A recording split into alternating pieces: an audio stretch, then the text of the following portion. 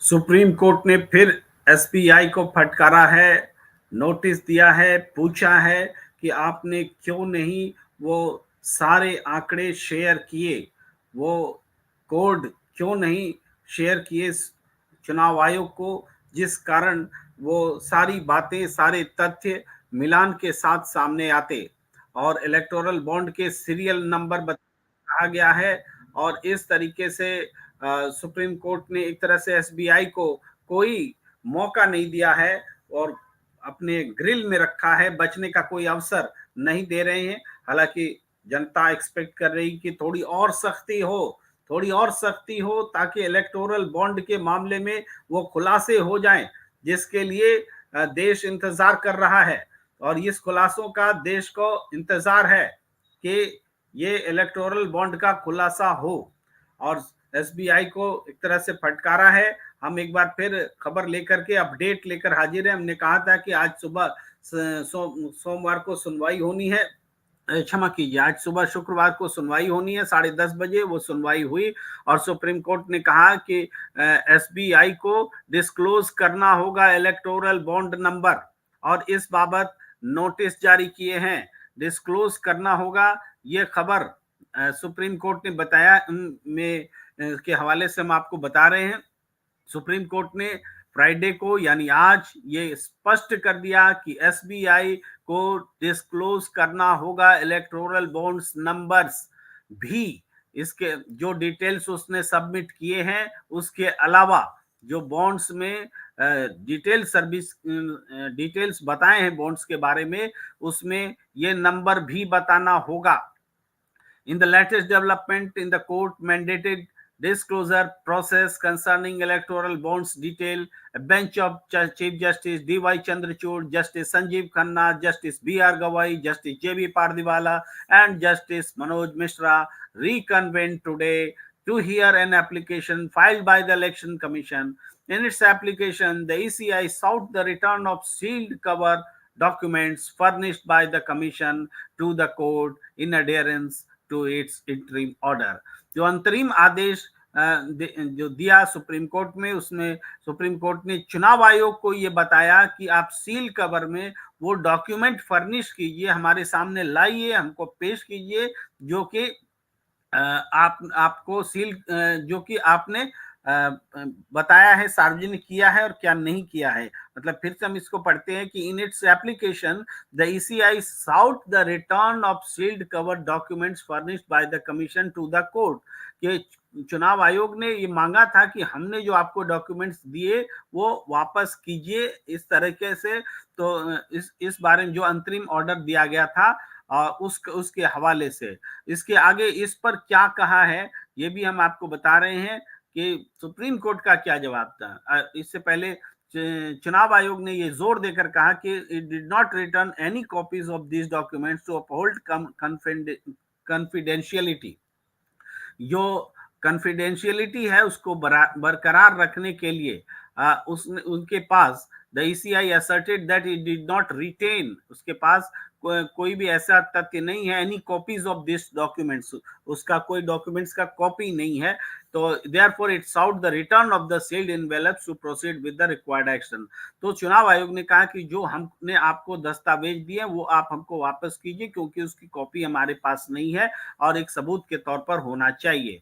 और right at the outset of the hearing today, Chief Justice Chandrachud clarified. Chandrachud ने जो साफ तौर पर कहा, one thing who is appearing for the State Bank of India, they have not disclosed the bond number. It has to be disclosed by the State Bank of India. Chandrachud जी ने कहा, इधर उधर की बात पर ध्यान नहीं देते हुए उन्होंने कहा कि एक चीज साफ है कि एसबीआई की तरफ से कौन यहाँ अपीयर है वो बताइए, और उन्होंने डिस्क्लोज क्यों नहीं किया बॉन्ड नंबर, और इसको डिस्क्लोज करना होगा। ये बात साफ तौर से चंद्रचूड़ जी ने कहा, चीफ जस्टिस ऑफ इंडिया ने कहा। Solicitor general Tushar Mehta urged the court to issue notice to the bank. तब तुषार मेहता जी सॉलिसिटर जनरल ने कहा कि आप बैंक को नोटिस कीजिए। क्यों? क्योंकि उन्होंने कहा कि I am not appearing for the State Bank of India, मैं स्टेट बैंक ऑफ इंडिया की तरफ से अपियर नहीं हो रहा हूं, but your lordship may issue notice to the SBI since they may have something to say. आप उनको नोटिस दे सकते हैं ताकि उनको जो कहना वो कह सके। I feel that they need to be here, मुझे लगता है कि उनको यहाँ होना चाहिए।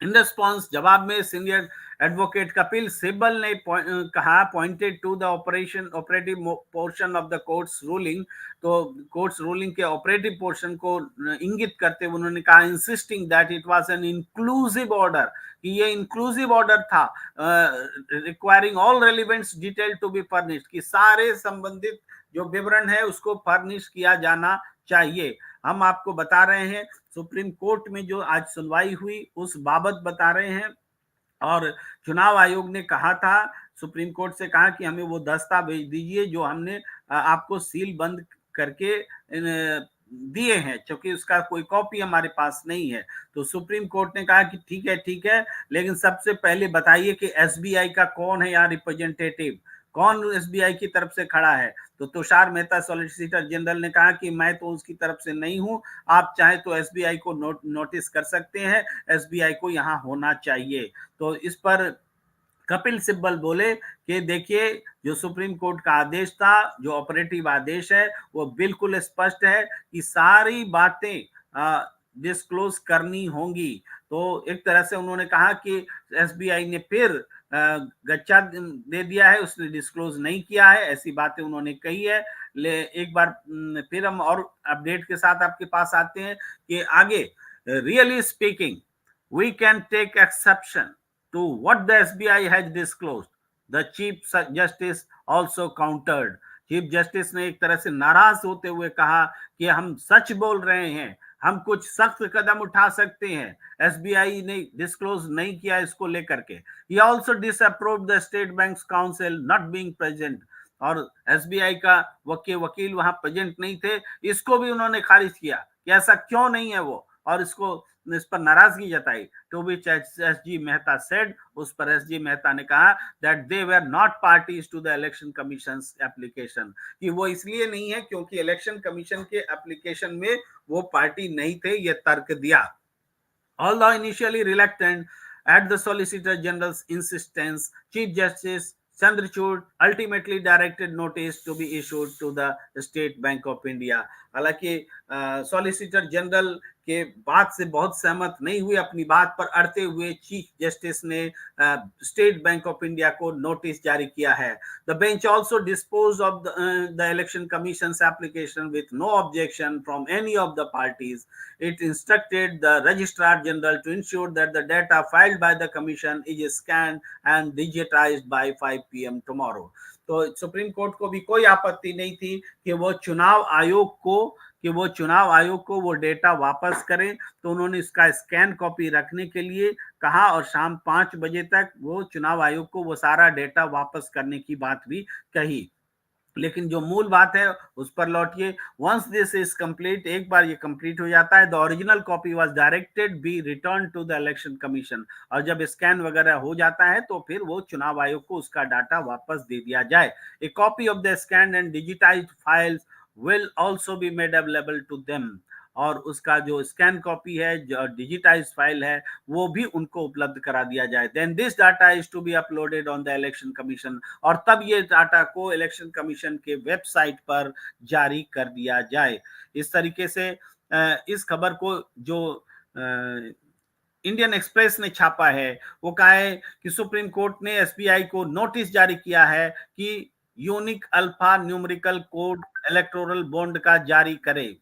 The Supreme Court Friday allowed the return of electoral bonds data stored with it to the Election Commission of India while issuing a notice to the State Bank of India on the question of disclosing the unique number of bonds. The top court was hearing a plea on SBI not sharing the unique alpha numerical code printed on each electoral bond, which would have helped match donors with political parties. मैंने साफ तौर पर हम कहें तो शीर्ष अदालत ने ये कहा कि एसबीआई ने यूनिक अल्फा न्यूमेरिकल कोड क्यों नहीं सार्वजनिक किए जो सभी इलेक्टोरल बॉन्ड पर प्रिंट होते हैं, जिससे ये मदद मिलती है कि किस डोनर ने किस पार्टी को कितना चंदा दिया। इस पर Prashant Bhushan, who had argued the case on behalf of the petitioner Association for Democratic Reforms, ADR की तरफ से जो प्रशांत भूषण जी मौजूद थे, उन्होंने फिर कहा कि उन्होंने इंडियन एक्सप्रेस को बताया है कि the petitioners are likely to approach the top court to press for the unique bond number against each purchase and redemption to help link each donor with the political party that benefited, कि वो unique number सामने आ जाए जिससे ये पता चले कि किस पार्टी को कितना चंदा मिला। इस बारे में वो अदालत में फिर से अप्रोच करेंगे। इस तरीके से ये बात उन्होंने कही है, प्रशांत भूषण ने कही है, और ये मामला बहुत बड़ा होता जा रहा है। सुप्रीम कोर्ट ने ये समय थोड़ा जरूर लिया है, नोटिस दिया है एसबीआई से जवाब लेने के लिए, लेकिन ये निश्चित तौर पर ये साफ है कि जो बातें जितनी आसानी से तथ्यों को छिपाने की कोशिश की जा रही थी, उतनी आसानी से तथ्य छिपाए नहीं जा सकेंगे, ये बात साफ है। सुप्रीम कोर्ट ने ये कह दिया है कि ये बताना ही पड़ेगा कि किस इलेक्टोरल बॉन्ड से किसको कितना चंदा दिया गया, और जो नंबर यूनिक नंबर साझा नहीं किया गया चुनाव आयोग से, उसको साझा करना होगा। Tushar Trivedi ji truth will reveal विश्वास जता रहे हैं, सच बाहर आएगा, प्रश्न भी उठा रहे हैं। आर यू देयर पूछ रहे हैं कि आप हैं। वो दरअसल थोड़ा पहले जुड़ गए थे, मैं थोड़ी देर से जुड़ा, आपके सामने आया। मनोज भामू जी कह रहे हैं, प्रेम जी मैंने आज मेरे दोस्त जो अंधभक्त हैं उनको इस घोटाले ने अच्छे से बेइज्जत किया है, आज वो मेरे सामने बोल भी नहीं पाए। तो बिल्कुल बोल नहीं पाएंगे, जवाब नहीं है। आज सुबह सुबह मैं इंडिया डेली में 10 बजे घर से ही लाइव पर जुड़ गया था, यूनिट आ गई थी और तमाम लोग थे, तो मैंने भी जो तथ्य सामने रखे, लोग दूसरी दूसरी बात करने लगे, लेकिन इस तथ्य का जवाब देना मुश्किल हो गया। वो कांग्रेस के जमाने के घोटाले की बात करने लगते हैं, लेकिन इस तथ्य पर चुप लगा जाते हैं। रफीक मकवाना जी कहते हैं, प्रेम कुमार जी आप एक बेबाक सच्चे ईमानदार जर्नलिस्ट हो। बहुत शुक्रिया रफीक साहब। मोहम्मद सिराज जी कह रहे हैं, नमस्कार भाई। आपको भी नमस्कार। मोहम्मद सिराज लिख रहे हैं, love you all for true real and honest journalism. Manoj Bhambo ji लिख रहे हैं, यह स्कैम भाजपा को सत्ता से बाहर करेगा, प्रेम जी देख लेना। पंकज वर्मा, नहीं नहीं हम सब सुन रहे हैं, ये आपस में आप लोग बात कर रहे हैं। सर आज के हियरिंग से क्या निष्कर्ष निकलता है? देखिए आज के हियरिंग से एक बात साफ निकलती है कि यूनिक नंबर नहीं देना या बचाना या छिपाना ये एसबीआई का अधिकार नहीं है। एसबीआई इसको छिपा करके एसबीआई ने गलती की है, और इसलिए सुप्रीम कोर्ट ने कहा है, पहले तो नोटिस किया है कि आप आइए, नाराजगी जताई है कि आपने वो कोड शेयर क्यों नहीं किए, क्योंकि चुनाव आयोग जो डेटा फर्निश कर रहा है उसमें बार बार लिख रहा है एज रिसीव्ड फ्रॉम एसबीआई, जैसा कि हमें एसबीआई से मिला, यानी चुनाव आयोग तटस्थ हो जा रहा है कि मेरी इसमें कोई भूमिका नहीं है। लेकिन सुप्रीम कोर्ट कह रहा है कि वो कोड आपको बताना होगा जिससे ये पता चल सके कि इलेक्टोरल बॉन्ड किसको दिया गया और कितना दिया गया। उसको बिना बताए हुए वो बातें, उसका मकसद पूरा नहीं होता है। तो ये साफ है कि सुप्रीम कोर्ट नाराज है, एसबीआई को नोटिस कर रहा है, और नोटिस के बाद उसको जवाब देना पड़ेगा। इसी तरीके से मनोज भांबी जी आगे लिख रहे हैं, प्रेम जी आज टीवी चैनल पर भाजपा प्रवक्ता नहीं आएगा। ऐसा नहीं है भांबू जी, वो छोड़ के मैदान नहीं जाएंगे, वो झूठ बोलेंगे, वो लड़ेंगे, वो दूसरों का भ्रष्टाचार दिखाएंगे। अमर बहादुर जी कह रहे हैं, सत्यमेव जयते, सत्य की जीत होती है। इसी तरीके से आप लोग जैसे ही पत्रकार ही लोकतंत्र को बचा सकते हैं, ये विश्वास जता रहे हैं। ये सारी चीजें होती दिख रही हैं। हम आपको ये भी बताना चाहते हैं कि जो आज सुनवाई हुई वो सुनवाई बहुत महत्वपूर्ण सुनवाई थी। अगर ये सुनवाई नहीं होती तो हम उम्मीद नहीं करते कि आगे आगे क्या कुछ होने वाला है, और कम से कम जो खुलासा हुआ है उसकी सच्चाई आने की उम्मीद नहीं कर सकते थे। ये बात आप समझ लीजिए। इसलिए एक बड़ा काम हुआ है, और ये बड़ा काम इस रूप में हुआ है कि अब एसबीआई बच नहीं सकती, उसको बताना ही पड़ेगा कि सीरियल नंबर क्या है इलेक्टोरल बॉन्ड्स के। और सबसे बड़ी बात जो हुई है वो ये हुई है कि भारतीय जनता पार्टी को जवाब देना मुश्किल हो रहा है, मुश्किल होगा जनता के बीच बताना ये कि ये जो इलेक्टोरल बॉन्ड से चंदे लिए गए, ये चंदे वास्तव में सीबीआई, आईडी, ईटी का दुरुपयोग करके लिए गए, धमका कर लिए गए, किसी को लोभ लालच देकर लिए गए, इलेक्टोरल बॉन्ड के पहले बदले किसी को जमीन दी गई, किसी को कारोबार दिया गया, किसी कुछ सीबीआई, आईटी, ईडी इनके छापेमारी रोक दी गई इलेक्टोरल बॉन्ड के जरिए। ये सारे तथ्य अब सामने आ रहे हैं। तो इस तरीके से हालांकि हमारी एक्सपेक्टेशन सुप्रीम कोर्ट से ज्यादा थी, हमें लग रहा था कि आज एसबीआई को भी तलब कर लिया जाएगा, लेकिन एसबीआई का वकील नहीं पहुंचे। वो लोग भी टेक्निकली बहुत दुरुस्त होते हैं कि कैसे मामले को टाला जाए, इसको लेकर के आज अब चुनाव की तारीख का भी ऐलान होना है। इसके अलावा एक बड़ी खबर यह भी हुई है कि जो सीएए एनआरसी है उस पर भी सुनवाई करने के लिए सुप्रीम कोर्ट तैयार हो गया है, और सीएए एनआरसी नहीं, सीएए पर सुनवाई मंगलवार को होगी, ये भी आ गया है। इस तरीके से मनोज बाबू जी लिख रहे हैं, झूठ बोलो, बार बार झूठ बोलो, बीजेपी का, भाजपा का यही धंधा है। ये आपको तथ्य सामने आ रहे हैं जो हम आपको बता रहे हैं। तो ये लगातार सुप्रीम कोर्ट से जो महत्वपूर्ण जानकारी आने वाली थी वो जानकारी यही थी।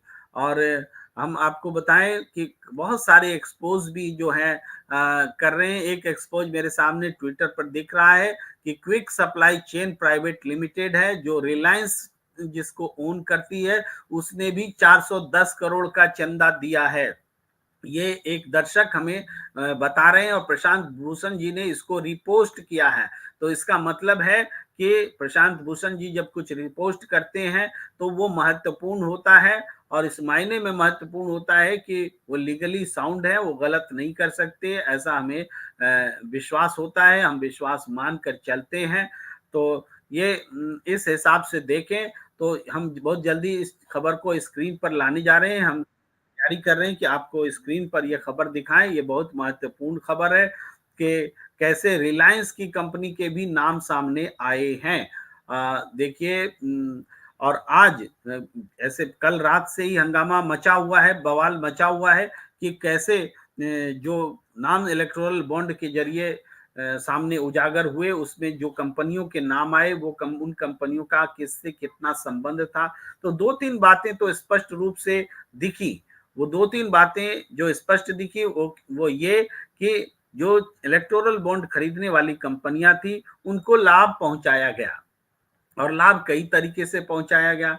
एक तो छापेमारी रोक करके पहुंचाया गया, दूसरा उनको जमीन दी गई, तीसरा कि उनसे और कुछ पैरेलली धंधा टेंडर वगैरह पाने में उनको मदद की गई। ये सारी चीजें अब तथ्यों के साथ मिलान करने से स्पष्ट होती चली जा रही है। तो ये बहुत महत्वपूर्ण बात हुई है, और जो हम कह रहे थे उसको आप देखें तो निश्चित रूप से मैं स्क्रीन पर ला रहा हूं उसको। ये देखिए, अंकित बैंक ने इसको जारी किया है और प्रशांत भूषण ने रिपोस्ट किया है। दावा क्या है? Neither Ambani nor Adani donated to BJP via electoral bonds. ये जो दावा है इसके खिलाफ जो फैक्ट्स हैं वो ये है। Number 1, quick supply chain private limited owned by Reliance donated 410 crore. जो रिलायंस के स्वामित्व वाली quick supply chain private limited ने 410 करोड़ रुपए डोनेट किए। Almost 2000 entries are missing from the donors list as of now. 2000 या उससे ज्यादा मिसिंग हैं एंट्रीज। तो ये मिसिंग एंट्रीज क्यों हैं, इस बाबत भी एसबीआई को सुप्रीम कोर्ट में जवाब देना पड़ेगा। ये सारी बातें हैं जो बहुत महत्वपूर्ण है, आज की सुनवाई के संदर्भ में महत्वपूर्ण है। कुछ प्रतिक्रियाएं ले ले। हमीदुल्लाह खान जी एसबी लिख रहे हैं, एसबीआई को आज सीजेआई नया नोटिस देकर मंडे को बुलाया है।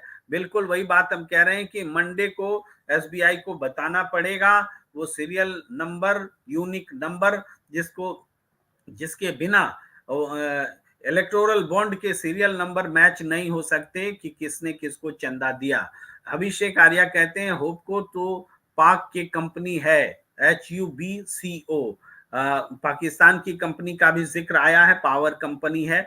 और प्रेम जी, मैंने कहा था ना कि अब चंद्रचूड़ जी फुल फॉर्म में है, अब भाजपा की लंका लगने वाली है। आपका विश्वास सही साबित हुआ है। बहुत संवैधानिक तरीके से जनता की उम्मीदों पर खड़ा होते हुए एक ऐसे समय में जब डेमोक्रेसी अंडरमाइन हो रही थी, लोकतंत्र पर खतरा महसूस हो रहा है, तो सुप्रीम कोर्ट खड़ा होता दिख रहा है। ये बड़ी बात है। अब आम नागरिकों का कर्तव्य है कि इस बड़े खुलासे को आम जनता तक पहुंचाएं।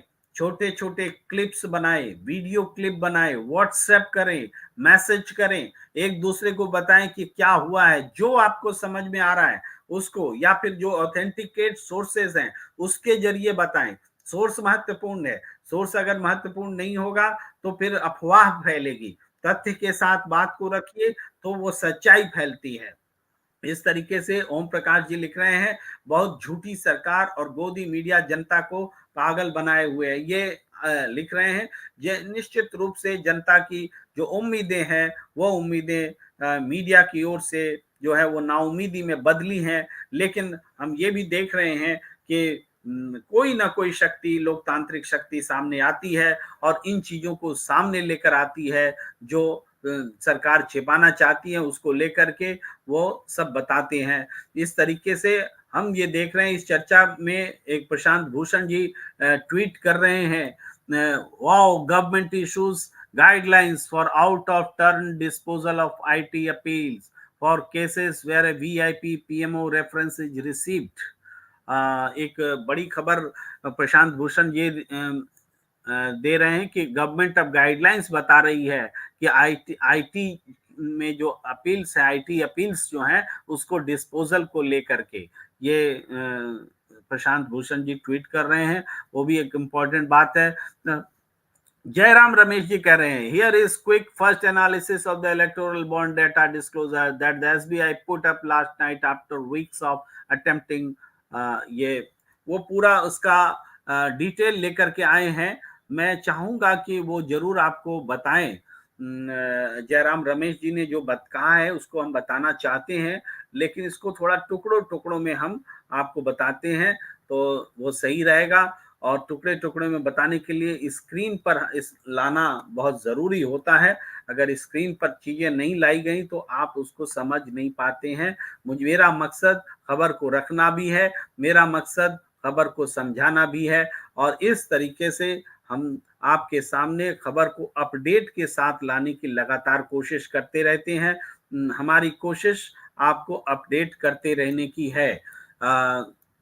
थोड़ा सा वक्त एक आध मिनट का लग सकता है, आप मेरे साथ बने रहिए। हम वो खबर आपको लेकर आ रहे हैं जो कांग्रेस की ओर से जयराम रमेश ने वो रखने की कोशिश की है कि वो अब तक जो इलेक्टोरल बॉन्ड में हुआ है उसका मतलब क्या है, कांग्रेस के नजरिए से उसका मतलब क्या है, एक राजनेता के नजरिए से विपक्ष का व्यू पॉइंट क्या है, वो दिख रहा है। वो हम आपको पढ़ के भी सुनाएंगे, बताएंगे भी।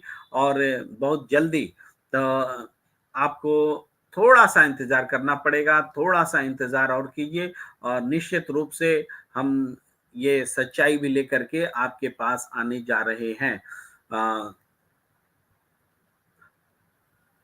ये जरा सा थोड़ा इंतजार कीजिए, मैं सारे तथ्य लेकर आपके पास आता हूं।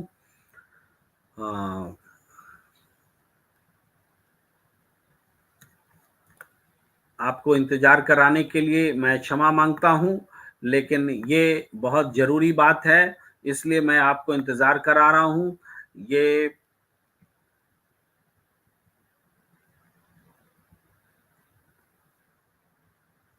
आपने बहुत इंतजार किया है, बस थोड़ा सा और इंतजार। उसके बाद हम आपको ये बताएंगे कि कैसे कांग्रेस का क्या रुख है इस विषय पर। इलेक्टोरल बॉन्ड में अब तक जो हुआ है उसके मतलब क्या है, उसके मायने क्या हैं, ये बात जयराम रमेश जी बता रहे हैं। और जयराम रमेश जी जो बता रहे हैं उसको हम लेकर आपके सामने आ रहे हैं। बहुत जल्द स्क्रीन पर हम आपको दिखाना चाहते हैं कि वो मामला क्या है। ये रहा, बस थोड़ा सा बफरिंग हो रहा है, मैं आपको स्क्रीन पर रखता हूं। हाँ, ये रहा स्क्रीन पर, देखिए, क्षमा कीजिए कुछ और आ गया। हाँ, जयराम रमेश जी कह रहे हैं, जयराम रमेश जी कह रहे हैं, here is a quick first analysis of the electoral bonds data disclosure that the CBI SBI put up last night. बीती रात एसबीआई ने जो डेटा रखा है उसका एनालिसिस, पहली analysis after weeks of attempting to postpone it until after the election. माने हफ्तों इसको पोस्टपोन किया जाता रहा कि किसी तरीके से इसको चुनाव तक स्थगित कर दिया जाए। देखिए, कह रहे हैं Jairam Ramesh, over 13,000 companies and individuals have donated electoral bonds including over 6,000 crores to the BJP since 2019। 2019 से लेकर अब तक 1300 कंपनियों ने और इंडिविजुअल्स ने इलेक्टोरल बॉन्ड्स पर डोनेट किया, जिसमें 6,000 करोड़ बीजेपी को दिए गए। So far, the electoral bonds data exposes as at least 4 corrupt practice of the BJP। 4 corrupt practice जो सामने आए हैं उसके बारे में जयराम रमेश बताते हैं। क्विड प्रो क्यो, इसका मतलब होता है लेन देन, कुछ लेकर कुछ देना।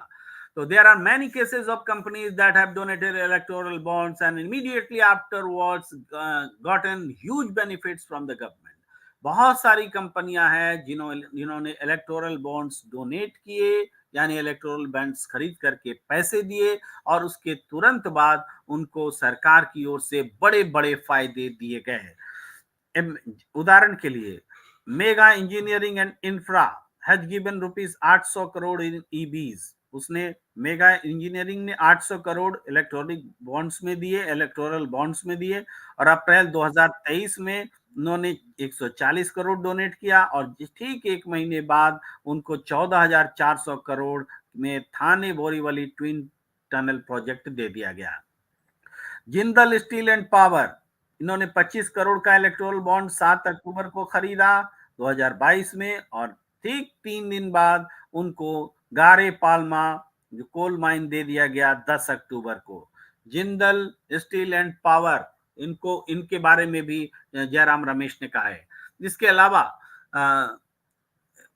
आगे देखिए, इसी में दूसरा है हफ्ता वसूली। दूसरा पॉइंट कि बीजेपी हफ्ता वसूली strategy simple, red A target through the ED CBI IT. माने लक्ष्य को ध्यान में रखिए, उसको ईडी सीबीआई आईटी से टारगेट कीजिए, एंड देन सीक हफ्ता फॉर द कंपनीज प्रोटेक्शन, और फिर कंपनी की सुरक्षा के लिए उनसे डोनेशन लीजिए, यानी हफ्ता लीजिए। At least 14 of the top 30 donors have been raided. 30 जो प्रमुख डोनर हैं उनमें से 14 के यहाँ छापेमारी हुई। ये बड़ी खबर है कि 30 जो बड़े डोनर हैं उनमें से 14 के यहाँ छापेमारी हुई। ये सीधे सीधे रंगदारी का मामला है, सीधे सीधे हफ्ता वसूली का मामला है, और ये कोई छोटी मोटी घटना नहीं है, रमेश जी बता रहे हैं। इसके अलावा जो आईटी डिपार्टमेंट है, रेड किया था उसने शिरडी साई इलेक्ट्रिकल्स में दिसंबर 2023 में, और जनवरी 2024 में उसने 40 करोड़ इलेक्टोरल बॉन्ड्स के जरिए चंदा दिया, डोनेट किया। फ्यूचर गेमिंग एंड होटल्स है, इसने 1200 करोड़ रुपए डोनेट किए, making it largest donor in the data so far. Here is the chronology. और जो सबसे ज्यादा चंदा देने वाली company future gaming and hotels, और उसकी क्रोनोलॉजी बता रहे हैं कि कैसे फ्यूचर गेमिंग एंड होटल्स ने 2 अप्रैल 2022 को ईडी रेड करती है फ्यूचर में, और 5 दिन के बाद यानी 7 अप्रैल को वो 100 करोड़ इलेक्टोरल बॉन्ड में डोनेट कर देते हैं। अक्टूबर 2023 आईटी डिपार्टमेंट रेड्स करती है फ्यूचर में, and the same month they donate rupees 65 crore in IB EB, और फिर 65 करोड़ रुपया उसी महीने में डोनेट होता है। तीसरा है किक बैक्स, कि एक पैटर्न इमर्ज होता है डेटा से, जो कि where immediately after receiving some handouts from the central government, companies have repaid the favor through electoral bonds। कि पहले सरकार से मदद मिलती है और उसके बाद उसका पारितोषिक यानी इलेक्टोरल बॉन्ड के रूप में चंदा या डोनेशन दिया जाता है। जिसका उदाहरण है Vedanta got the Radhikapur West private coal mine on 3 March. 3 मार्च 2021 को वेदांता को कोल माइन मिलता है राधिकापुर वेस्ट। और देन इन अप्रैल 2021 और फिर अप्रैल 2021 में वो 25 करोड़ रुपया इलेक्टोरल बॉन्ड्स खरीदता है, डोनेट करता है। Mega engineering and infra 4,500 crore Zoji La tunnel project में इन अगस्त 2020 में उसको मिलता है 4,500 करोड़ का जोजिला टनल प्रोजेक्ट अगस्त 2020 में, और उसके बाद वो 20 करोड़ इलेक्टोरल बॉन्ड्स अक्टूबर 2020 में खरीदता है। Mega got the BKC bullet train station contract December 2022 and donated rupees 56 crore the same month, और उसी महीने उसको 56 करोड़ रुपए का फायदा मिलता है। ये सीरीज और भी आगे वो बता रहे हैं जयराम रमेश जी, और जयराम रमेश जी ने पूरी तरीके से एक तरह से खुलासा कर दिया है कि कैसे सरकार ने इलेक्टोरल बॉन्ड के जरिए अलग अलग पैटर्न से मजबूर किया कंपनियों को, उनसे फायदे लिए, और उन फायदों से एक तो मुद्रा दोहन रंगदारी की बात कर रहे हैं, दूसरा ये कह रहे हैं कि काम पहले दे दिए गए, अब पैसे बाद में लिए गए, ऐसे भी उदाहरण है। और ये भी उदाहरण है कि पैसे पहले ले लिए गए और काम बाद में दिए गए, यानी 22 वर्ष आप समझ लीजिए। ये सारे उदाहरण मौजूद हैं। तो इस स्थिति में हम देख रहे हैं कि एक एक तथ्य सामने आ रहे हैं। अब इन तथ्यों की पुष्टि की जहां तक बात है, तो ये पुष्टि होगी, ये पुष्टि तब होगी जब सीरियल नंबर आ जाएंगे, जब हम पुख्ता तरीके से ये बात कह पाएंगे कि जो बातें हम कह रहे हैं कि बीजेपी को फायदा पहुंचा, तो क्या वाकई बीजेपी को फायदा पहुंचा, ये बताने के लिए ये जरूरी है कि वो सीरियल नंबर सामने आए। और सुप्रीम कोर्ट ने एसबीआई को कहा है कि आपको ये डेटा बताना ही पड़ेगा, ये डेटा आपको बताना ही पड़ेगा, ये कह रहे हैं। एक और जो पॉइंट्स जो छूट रहा था, जो जयराम रमेश जी ने कहा है, उसको भी हम आपके स्क्रीन पर लाना चाहते हैं। वो भी बहुत महत्वपूर्ण पॉइंट है, इस पर ध्यान दीजिए। ये क्या है कि वो कह रहे हैं कि money laundering through shell companies, shell कंपनियों के द्वारा मनी लॉन्ड्रिंग के भी संकेत मिले हैं। One huge issue with the electoral bonds scheme is that it removed the restriction that only a small percentage of a company's profits could be donated. कि किसी कंपनी का एक छोटा हिस्सा ही तो दान में जाएगा, ये तो सीधी सी बात है। लेकिन उस वो भी इस इलेक्टोरल बॉन्ड स्कीम ने वो प्रतिबंध भी मानो खत्म कर दिया, paving the way for shell companies. इस वजह से शेल कंपनियों को मौका मिला टू डोनेट ब्लैक मनी, कि वो ब्लैक मनी डोनेट कर सके।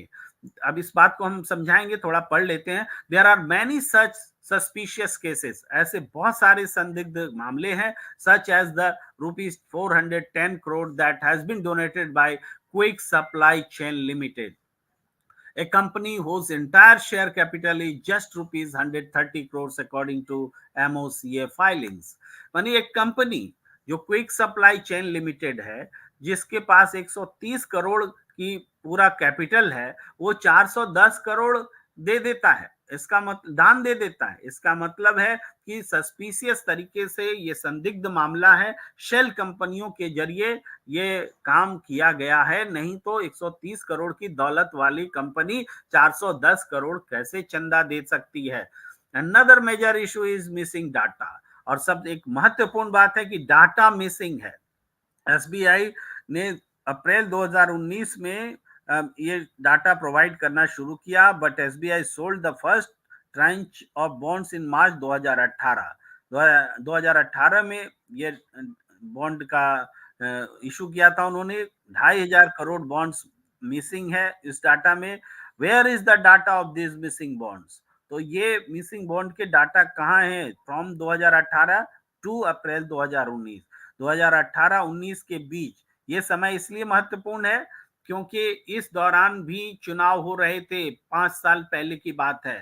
तो ये डेटा कहाँ है? For instance in the very first tranches of bonds, the BJP backed 95% of the funds. और उसमें जो पहला जो बॉन्ड का आया था उसमें 95% फंड बीजेपी को मिले थे.